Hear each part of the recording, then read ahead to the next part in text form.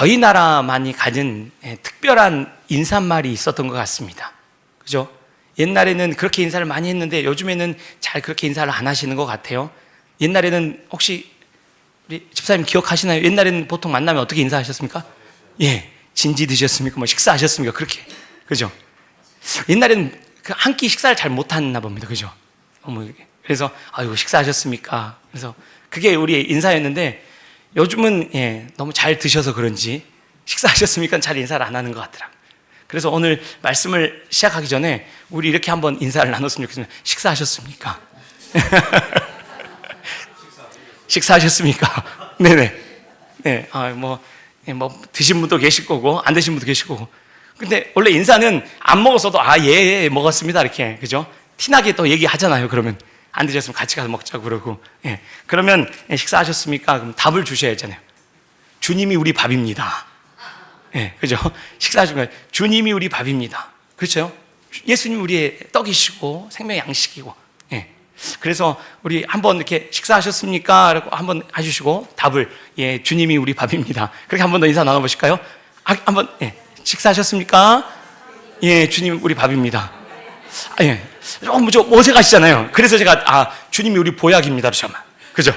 주님 우리 밥입니다 했더니 조금 어색하니까 주님이 우리 보약입니다. 그죠? 요즘은 보약을 한 번씩 드셔야 돼요. 바깥건 안 되더라고요. 보약을 좀 드셔야 돼요. 그래서 혼자 생각에 주님이 우리 보약입니다. 하나님께서 우리의 삶에 그런 풍성한 은혜를 주시기를 소망합니다. 말씀을 시작하기 전에 제가 전제하는 꼭 우리가 알고 있어야 될 어떤 수학 문제를 풀더라도 전제로 이걸 알고 있어야, 공식을 알고 있어야 문제를 풀 수 있는 것처럼 분명히 꼭 알아야 되는 전제되는 어떤 얘기를 먼저 시작하려고 합니다. 그래서 제가 이렇게 한번 여쭤볼게요. 하나님이 누구신가요? 하나님은 어떤 분이신가요? 라고 이렇게 누군가 물어보면 뭐라고 대답을 하시겠습니까? 권사님 하나님이 누구신가요? 라고 이렇게 질문을 드리면 뭐라고 대답을 하실까요?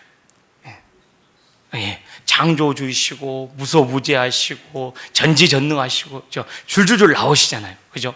맞으세요. 하나님 그런 하나님이십니다. 그죠? 하나님이 그런 하나님이세요. 그런데 과연 진짜 그런 하나님을 내가 얼마나 의지하는가는 또 다른 문제고요. 적어도 우리는 하나님이 그런 분인 줄 잘 알고 계실 겁니다. 제임스 패커라는 유명한 목사님이 계시거든요. 지금은 생존에 계시지 않지만 그분이 쓴 하나님을 아는 지식이라는 아주 유명한 책이 있어요. 거기에 그분이 하나님의 속성에 대해서 하나님은 불변하신 분이다. 그러니까 하나님은 변함없으신 분이라는 하나님의 그 성품에 대해서 기록을 하고 있거든요. 하나님이 변함없으시다라는 것들을 우리의 삶에 어떻게 좀 적용할까라고 생각을 해보니까요. 성경을 읽을 때 모세에게 일하셨던 하나님, 아브라함에게 일하셨던 하나님, 또 성경 속에 많은 인물들에게 함께 하셨던 하나님이 어떤 모습이 변하신 것 같으세요? 동일한 것 같으세요? 동일한 하나님이십니다. 그러면 그 하나님이 오늘도 우리와 함께하고 계시지 않겠습니까? 야, 우리 하나님 멋지다. 어떻게 이렇게 역전해 가셨지? 와, 이렇게 하나님 일하셨구나. 와, 우리 하나님 멋지네. 라고 성경을 읽으면서 우리 하나님 멋지다라고 얘기하시는데 나와 함께 하나님은 조금 덜 하실까요? 동일한 하나님이십니다. 그죠? 우리 하나님 성경 속에서 그렇게 멋지게 일하셨던 하나님이 바로 오늘도 우리의 삶의 현장 가운데서 동일하게 일하고 계십니다. 그 하나님을 꼭 우리 마음속에 전제로 깔고 오늘 출발을 하셔야 돼요. 하나님은 변함없이 어제나 오늘이나 동일하게 우리 가운데 일하고 계신다. 말씀 속에서 그렇게 놀랍게 역사하셨던 하나님, 그 하나님 오늘 우리와 그렇게 동일하게 함께하고 계십니다. 그 하나님을 신뢰하면서 우리가 함께 출발을 하려고 합니다. 하나 더 제가 생각을 하고 싶은 게요. 하나님이 우리를 자녀 삼아 주셨습니다. 하나님이 우리를 자녀 삼아 주는 것이 그냥 한순간에 되는 쉬운 일인가요? 어려운 일인가요? 정말 어려운 일입니다. 그죠? 자녀들은 부모가 용돈 주니까 우리 부모가 부자니까 용돈 쉽게 줄 수 있지. 아니면 부모가 용돈 주는 것은 당연한 거 아니야? 라고 쉽게 얘기할 수 있지만 부모가 돈을 벌어서 자녀에게 용돈 주는 것은 결코 쉬운 일이 아니잖아요. 나중에 네가 커서 돈 벌어봐. 얼마나 그게 힘든 일인지 라고 얘기하고 싶으시잖아요. 하나님이 우리를 자녀 삼으시는 것은 그냥 주어지는 게 아니고요. 예수 그리스도를 우리를 위해서 내어주시기까지 가장 값지고 힘든 일이 바로 그 일 아니겠습니까? 그래서 우리가 하나님의 자녀 된다는 것은 정말로 놀라운 일입니다. 하나님께서 됐다 이제 내가 너희를 자녀 삼으려고 아들 예수까지 내어주고 내가 정말 힘들었거든. 이제 너희들 내 자녀가 됐지? 됐어. 이제 그만해도 되겠어. 나 좀 쉬어야지 하고 하나님이 그러실까요? 하나님이 우리를 자녀 삼으셔서 어떤 일을 하고 싶으실까요? 어떤 생각이 드세요? 하나님이 우리를 자녀 삼으셔서 도대체 우리가 어떻게 하길 원하실까? 하나님이 우리를 자녀 삼으셔서 하나님이 하고자 하는 어떤 목표, 하나님이 원하시는 게 무엇이라고 생각하세요? 네, 그겁니다. 네. 차마 말을 하고 싶으신데 입이 이렇게, 제가 그걸 봤어요. 대답을 해서가 아니라 대답을 하고 싶으신데 입에서 이렇게. 그죠? 네. 네, 맞아요. 입에서 나올 것 같은데 이렇게. 네. 하나님이 우리를 자녀 그렇게 힘들게 삼으셔서 우리가 하나님 닮기를 원하시는 거잖아요. 주님 앞에 선 날까지 하나님은 우리가 하나님의 자녀로 하나님을 닮아가기를 원하시는 목적을 향해서 계속 일하고 계십니다. 믿으시죠? 예. 아이고 내가 자녀 삼으려고 너무 힘들었어. 이제 됐어. 자녀니까. 그게 아니고요. 우리를 자녀 삼으셔서 우리가 하나님의 자녀로서 하나님을 닮은 모습으로 늘 자라도록 우리와 함께 하시며 끊임없이 애를 쓰고 계신 분이 우리 하나님이라는 사실입니다. 그래서 오늘 말씀을 시작하기 전에, 오늘 본문을 대하기 전에 전제하는 게 우리 하나님은 변함없은 그 변하지 않는 그 동일한 하나님이시다. 그리고 그 하나님은 우리를 자녀 삼으셔서 우리가 하나님 닮도록 끝까지 우리를 붙잡아 주시고 일하고 계신다라는 사실을 꼭 전제로 머리에 넣어두시고 오늘 말씀을 함께 살펴보려고 합니다. 오늘 시편 77편 이제 1절로 가겠습니다. 시편 77편 1절 한번 같이 한번 읽어보겠습니다. 시작. 내가 내 음성으로 하나님께 부르짖으리니 내 음성으로 하나님께 부르짖으면 내게 귀를 기울이시로다. 아멘. 아멘이시죠? 우리 하나님께서 우리가 부르짖으면 응답하신다고요. 내용을 살피기 전에요.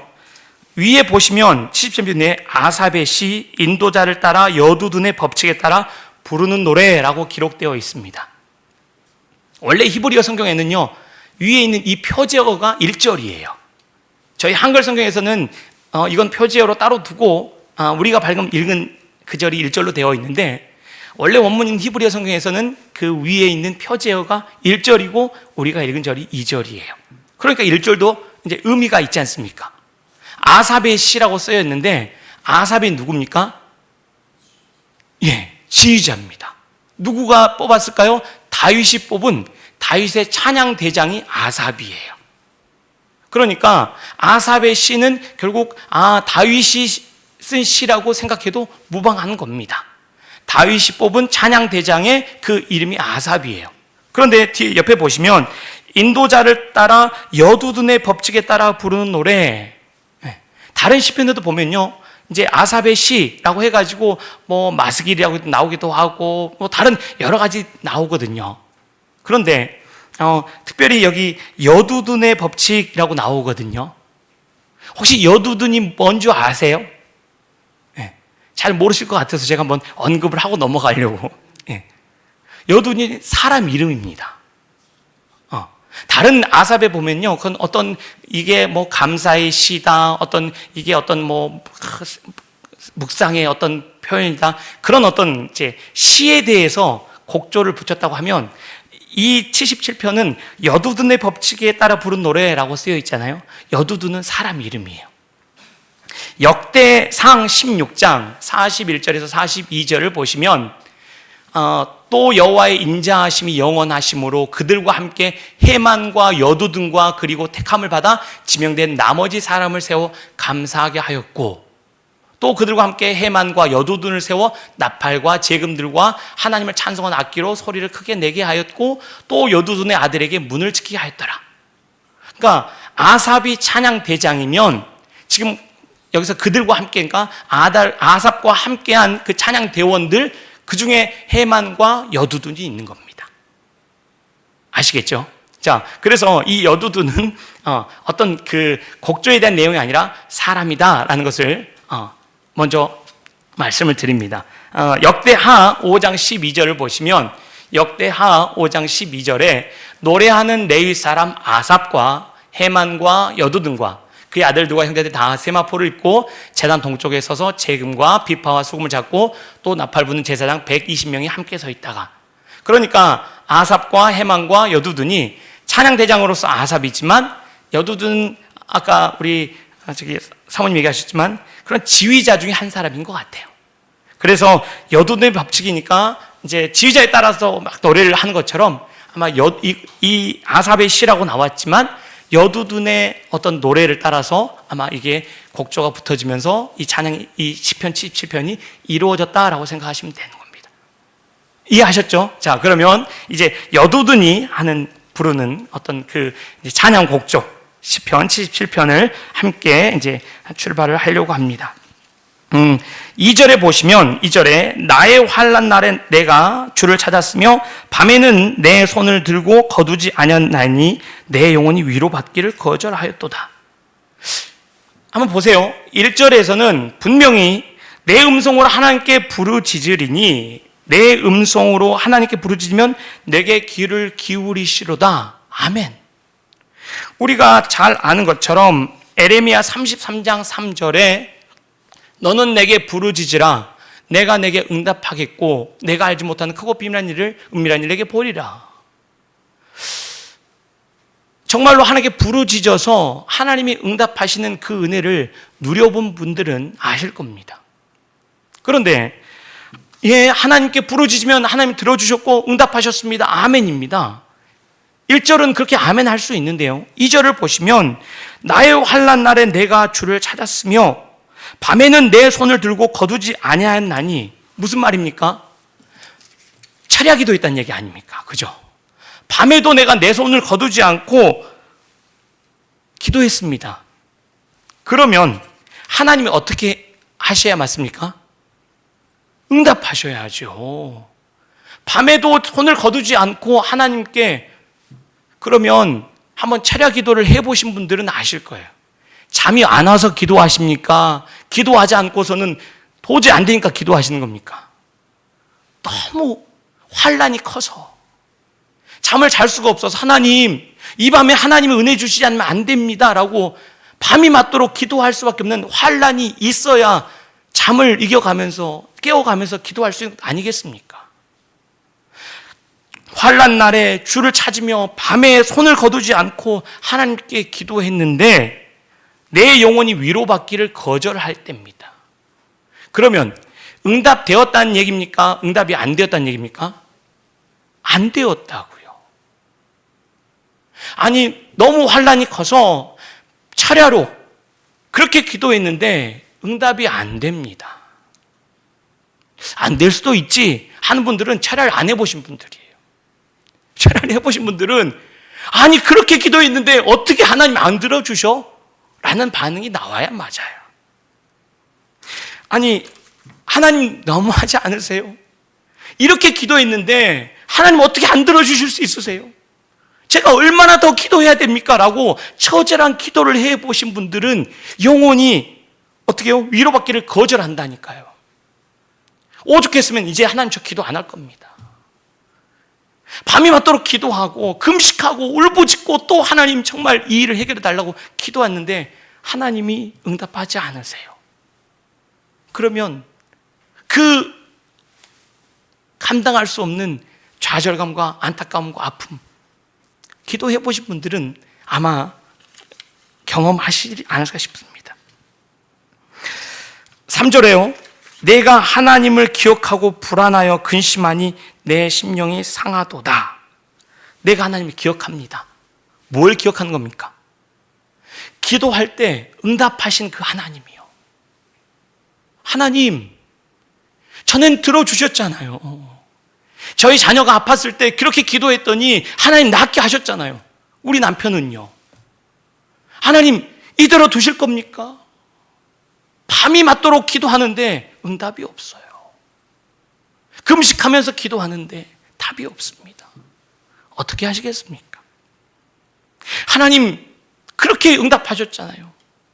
제가 간증했지 않습니까? 하나님이 어떻게 응답하셨는지 그 놀라운 하나님의 사랑과 하나님의 기쁨을 제가 그렇게 간증했었는데 하나님 왜 이번에는 안 들어주시나요? 혹시 그렇게 처절한 기도 속에서 씨름해 보신 적이 있으세요? 그런데 그렇게 기도해도 하나님 안 들어주실 것 같으니까 어떡합니까? 불안해집니다. 근심이 됩니다. 이제는 어떡합니까? 내 심령이 상합니다. 그럼 어떤 생각이 들겠습니까? 하나님 변하셨네요. 그때는 그렇게 응답하시더니 이렇게까지 기도하는데도 하나님 이제 안 들어주세요? 더 기도하다 보면 어떻게 되세요? 하나님 앞에 기도하러 왔다가 하나님과 싸워요. 하나님 그러깁니까 지금? 도대체 제가 안 한 게 뭡니까? 하나님 이럴 수 있습니까? 그죠? 기도하러 왔다가 하나님과 싸우고 계신 분들을 보면 저분은 기도를 정말 하나님 은혜 가운데 하고 계신 분이라고 생각하셔야지, 아니 참 기도하러 왔다가 저렇게 뭔 기도를 저렇게 싸우면서 하냐고 그러시면 안 됩니다. 처절하게 기도하고 그 하나님의 응답을 누리고 또 믿음으로 나와왔는데 하나님의 응답이 없고 또 없고 하니까 어떡합니까? 속상하잖아요. 나중에는 근심이 됩니다. 심령이 상해서 이제 하나님 마지막 기로에 서서 저 도대체 어떻게 하자는 겁니까? 저보고 죽으라는 얘기입니까 하나님? 하나님밖에 없어서 와서 제가 기도하고 주님 바라보며 살아온 삶인데 하나님마저 응답하지 않으면 저는 어떻게 하라는 얘기입니까? 듣고 계십니까?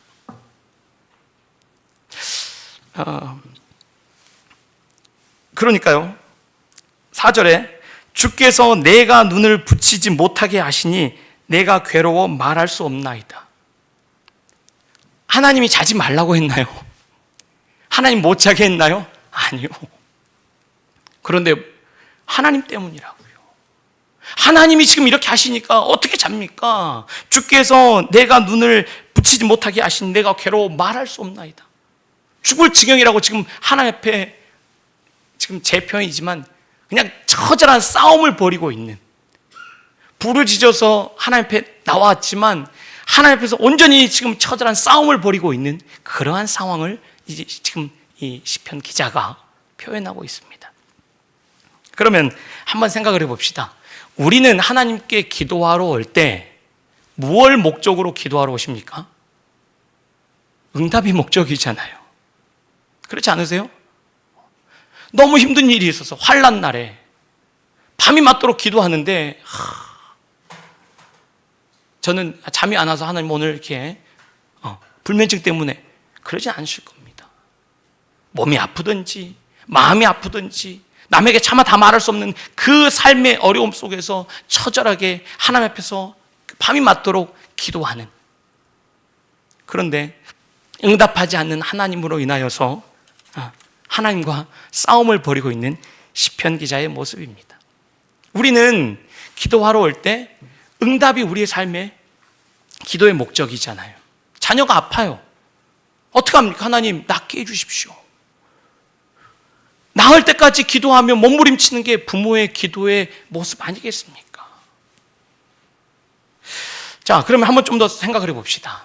하나님이 제가 처음 서두에 전지전능하시고 무소부지하시고 하나님의 속성 속에서 불변하신 분이라고 얘기를 했지만, 하나님이 우리에게 하나님을 우리를 누구라고 부릅니까? 아빠라고 부르잖아요. 그 얘기는 하나님과 우리의 관계가 인격적인 관계라는 의미이지 않습니까? 멀리 있는 신이어서 우리가 지극정성을 보이면 우리에게 응답해 주고, 우리가 신에게 좀 잘못 보이면 우리를 내치는 그러한 신이 아니라 우리와 함께하며 우리의 모든 필요를 알고 우리의 모든 것들을 공유하는 인격적인 존재를 하나님이라고 우리가 말하고 있는 겁니다. 자, 그럼 한번 생각을 해보십시오. 하나님이 우리의 삶에 인격적인 존재로서 우리와 함께하고 계시는 겁니다. 자녀를 이제 다 키우셔서 느낌은 안 나시겠지만 한번 옛날 생각해 보십시오. 우리 권사님이 그 막 태어난 아이를, 그죠? 울고 있으면 얼마나 우는지 한번 보자 그러셨어요? 울기만 하면 쫓아가셨어요? 울기만 하면 쫓아가야죠. 그래, 네가 한번 버릇을 좀 잘 들어야 되니까 엄마는 좀 더 기다려 볼게. 무서운 엄마가 혹 있을 수 있겠지만 아이가 울면 우는 대로 아이의 필요를 채워주기 위해서 밤에 잠도 못 주무시고 아이를 키웠던 경험이 있으셨을 겁니다. 그런데 이 아이가 한 5살 정도 자랐습니다. 그런데 마냥 울고 있어요. 그러면 갓 태어난 아이를 대하는 것처럼 울기만 하면 쫓아가서 필요한 것을 주셨습니까? 아닐 겁니다. 아마 이은실 집사님의 경우라면 이렇게 하셨을 거예요. 울지 마. 뚝. 말해, 말. 너 말할 수 있잖아. 뭐가 필요해? 엄마한테 얘기해. 말해야 알지. 너 몇 살인데 울고 있어. 네, 그죠? 말을 할 줄 아는 자녀가 울고 있으면 엄마 나 뭐 깎아 먹고 싶어. 엄마 나 화장실 가고 싶어. 뭐 하고 싶어? 그래 알았어. 그렇게 말할 수 있잖아. 그럼 엄마가 해줄 텐데. 자녀가 엄마에게 요구하면 해주는 겁니다. 인격적인 관계 속에서 함께하는 부모와 자녀의 관계의 모습을 지금 제가 예로 들어 설명하고 있는 겁니다. 청소년기가 되고 이제 나름 자랐습니다.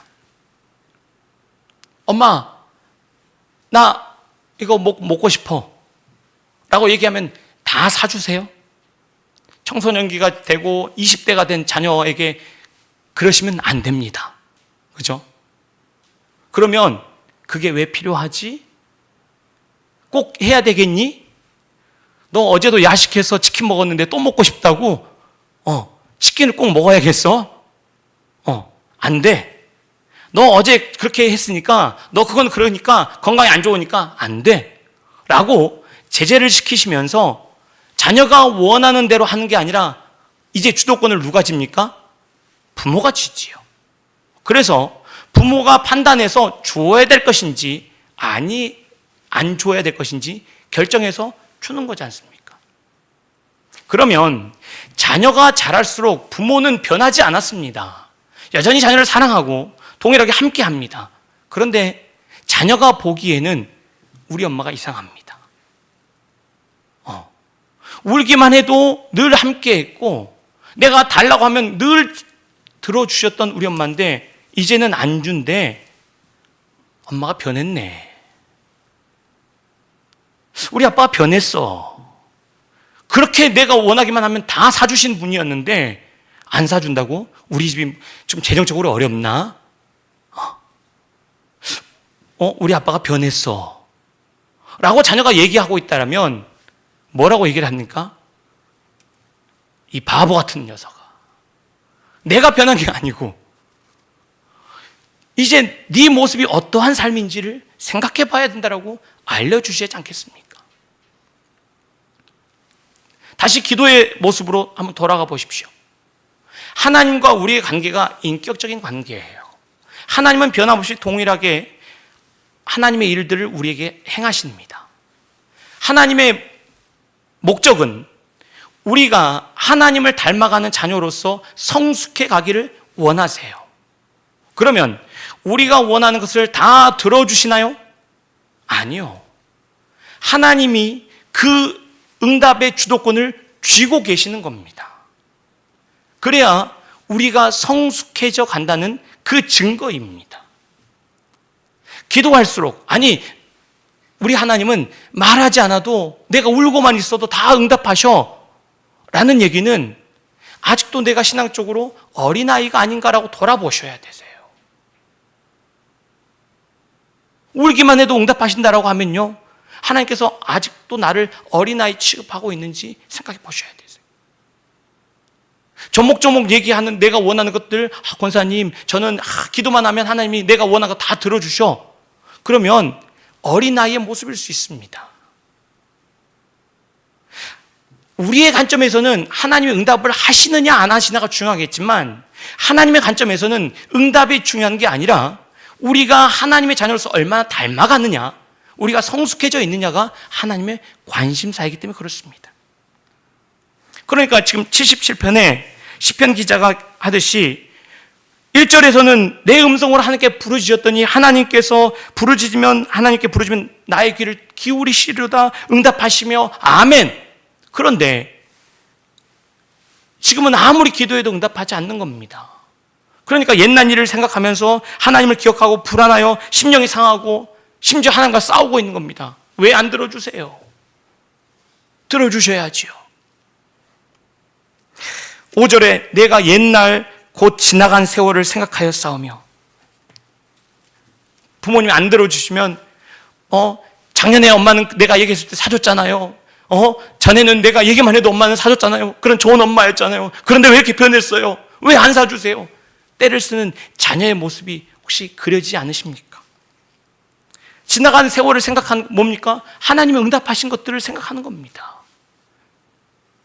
야, 전에는 하나님 그렇게 응답하셔서 내가 은혜의 삶을 살았는데 지금은 기도해도 응답하지 않으신 것 같고, 내 삶이 왜 이렇게. 하나님은 동일하십니다. 6절을 보세요. 밤에 부른 노래를 내가 기억하여 내 심령으로 내가 내 마음으로 간구하기를. 오직 지금 하나님이 안 들어주시면 6절부터 밤에 내가 그렇게 밤새 기도할 때 하나님 응답하셔서 얼마나 기뻤는지, 얼마나 행복했는지. 그런데 하나님 그렇게 응답하셨는데 7절에 주께서 영원히 버리실까? 다시는 은혜를 베풀지 않으실까? 저 어떻게 해야 되죠? 이제 기도를 하지 말까요?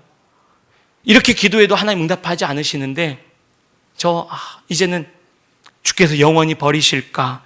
다시는 은혜를 베풀지 않으실까? 8절에 그의 인자하심은 영원히 끝났는가? 그의 약속하심도 영구히 폐하였는가? 하나님이 그가 베푸실 은혜를 잊으셨는가? 노하심으로 그가 베푸실 긍휼을 그치셨는가 하였나이다. 셀라. 여기까지만 보면 절망밖에 없지 않습니까? 아무리 기도해도 응답하지 않는, 그래서 그의 인자하심은 이제 끝났는가? 전에는 권사님이 기도해 주면 너무 잘 응답받아서 사람들이 권사님이 기도해 주셔야 돼요 했는데, 사람들이 이제는 권사님 기도해도 안 되네요. 권사님 이제 혹시 들어보셨습니까? 기도를 많이 한 권사님한테 가서 권사님 기도해 주십시오 했는데, 이제 사람들이 권사님 기도해도 이제 응답이 안 되니까 기도하지 않고, 권사님 나한테 기도 제목 얘기하지, 나한테 기도해달라고 그러지 왜 안 했어? 아니 권사님 지난번에 얘기했는데 권사님 기도해줘도 안 됐어요. 그럼 얼마나 마음이 상하세요. 그죠? 아니 내가 기도해 줄게. 아니 권사님 기도해도 안 되더라고요. 하나님께서 우리의 기도를 안 들으신다, 그것처럼 우리의 신앙에서 힘든 게 있겠습니까? 그런데 오늘 시편 기자가 거기서 끝이 납니다. 한번 생각을 해보십시오. 기도하는데 하나님이 응답하지 않으신다.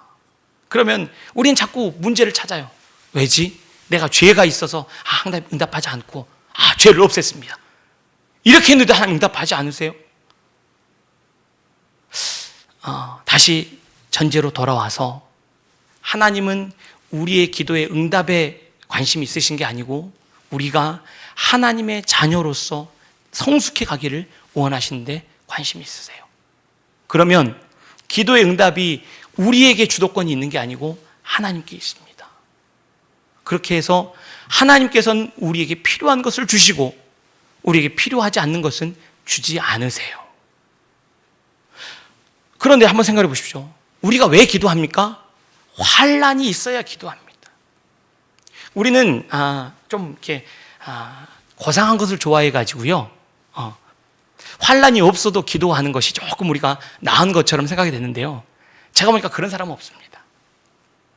목사들도 마찬가지예요. 제가 목사라서 제가 목사라고 얘기했는데, 뭐 정말로 이렇게 기도 많이 하시는 목사님들은 교회에 문제가 많을 때 기도를 많이 하세요. 그렇지 않겠습니까? 문제가 많은 집에서 기도를 하지 문제가 없는 집에서 기도하지 않는다니까요. 제 코가 석자지 않습니까? 그러면 오늘 시편 기자가 언제 기도했습니까? 환난 날에 기도합니다. 하나님은 우리에게 그래서 고난을 주시는 겁니다. 시편 기자가 고난 당한 것이 내게 유익이라 이로 인하여 내가 주의 율례의 법도를 깨달았다라고 고백하게끔 하나님은 우리를 자라게 하시는 겁니다. 그런데 이렇게 저에게 되물으실 겁니다. 아니, 저는 환난이 별로 없는데요. 아니, 저는 환난이 너무 많은데 저긴 별로 환난이 없는데요. 보시면서 그렇게 아마 생각이 되실 겁니다. 그러면 한번 잘 생각하셔야 됩니다. 나에게 개인적으로 환난이 없는 것 같으면 눈을 더 넓히셔야 돼요. 우리 교회가 어려움이 없는가? 우리나라가 어려움이 없는가? 더 나아가서 지금 전 세계가 전쟁 가운데 휘말려서 얼마나 큰 어려움, 환난이 있습니까? 나에게 어려움이 없는 것은 복이 아니고 나는 기도하지 않아도 괜찮은 삶이 아니라 하나님께서 이 환난의 때 우리로 기독케 하시는 하나님의 사명이 있다고 생각하셔야 되세요. 우리 모두는 환난의 그 모습 가운데 있게 하십니다. 개인적인 환난이 있으시면 더 간절히 기도하셔야 되세요. 그리고 그 환난을 통하여서 하나님께서 우리를 어떻게 성숙하게 원하시는지를 경험하시면서 내가 원하는 응답에 초점을 맞추지 마시고 하나님께서 우리를 성숙하게 하시는 하나님 관계와 하나님의 뜻하심에 우리의 초점을 맞추셔야 되세요. 좀 다른 분보다 환난이 덜한다 싶으시면 목장을 돌아보시고 교회를 돌아보시고 문제점을 발견하시면 그것이 우리의 것임을 아시고 더 기도하셔야 되세요. 기도를 조금 덜하고 평안하다고 앉아 계시잖아요. 그럼 하나님께서 그럼 안 되는데 나 준비하고 있는데 라고 우리에게 사인을 주신다니까요. 무슨 일 아시겠죠? 네. 하나님이 주신 사인들을 잘 보셔야 됩니다. 그래서 하나님이 우리 가정에게 남들보다 덜한 환난이 있다고 생각되시면 교회를 위해서 목장 식구들을 위해서 이웃을 위해서 더 간절히 환난 날에 하나님 앞에 부르짖는 은혜를 누리셔야 됩니다. 더 나아가서 기도를 통해서 하나님께서 우리에게 은혜를 주셨다면 이 나라와 이 민족을 위해서 더 나아가 지금 전쟁으로 얼마나 수많은 사람들이 죽어가고 있습니까? 하나님 이 시대 가운데 하나님의 긍휼을 베풀어 주시라고 기도하셔야 됩니다. 한번 제가 생각할 땐 내 자녀가 아파서 기도하는 것보다 우리 교회 식구들을 위해서 기도하는 것이 좀 더 나을 것 같고요. 우리 교회 식구들을 위해 기도하는 것이 우리나라의 아픔을 위해 기도하는 것보다 좀 더 나을 것 같고요. 우리나라를 위해서 기도하는 것이 전 세계를 위한 것보다 인간적인 생각으로 좀 더 낫지 않을까라는 개인적인 생각을 해봅니다. 어쨌든 하나님께서 우리를 하나님의 자녀로 훈련해 가고 계십니다. 그래서 우리를 하나님의 거룩한 자녀답게 만들어 가시고자 하는 하나님의 사명이 있기 때문에 하나님은 우리를 환난 날에 기도하게 하십니다. 그리고 응답이 아니라 그걸 통하여서 하나님의 어떤 분이신지를 고백하며 하나님 뜻 가운데 우리가 나아가기를 원하십니다. 그래서 기도의 응답이 없더라도 거기에서 낭망하고 그치지 마십시오. 더 기도하십시오. 더 부르짖으십시오. 더 가까이 나가십시오. 거기에 소망이 있습니다. 어떤 일이 벌어질지 기대하시면서 내일 말씀을 살펴보시면 하나님께서 우리의 삶에 놀라운 일들을 이루시는 그 기쁨과 감사를 경험하실 겁니다. 응답의 여부가 아니라 하나님이 그렇게 우리와 함께 하시는 그 놀라운 신앙의 은혜를 가지고 우리는 기쁨으로 믿음으로 승리해 갈 수 있으리라 믿습니다. 말씀 맺겠습니다. 하나님 우리에게 늘 환난을 허락하실 겁니다. 눈앞에 보이는 나의 작은 것일 수도 있고요. 더 큰 것일 수도 있고요. 그러나 하나님께서는 그 소를 통해서 우리로 기독케 하실 것이며 그 기도를 통하여서 하나님의 거룩한 자녀로 우리를 만들고자 하는 하나님의 목적이 있으십니다. 하나님 결코 변함없이 우리를 사랑하십니다. 그 하나님 신뢰하시면서 더 기도하시면서 주 앞에 믿음으로 함께 나가십시오. 우리의 기도를 통하여서 하나님께서 놀라운 일들을 이루어 가시며 우리와 끝까지 함께 하심을 믿습니다. 우리 함께 찬양하고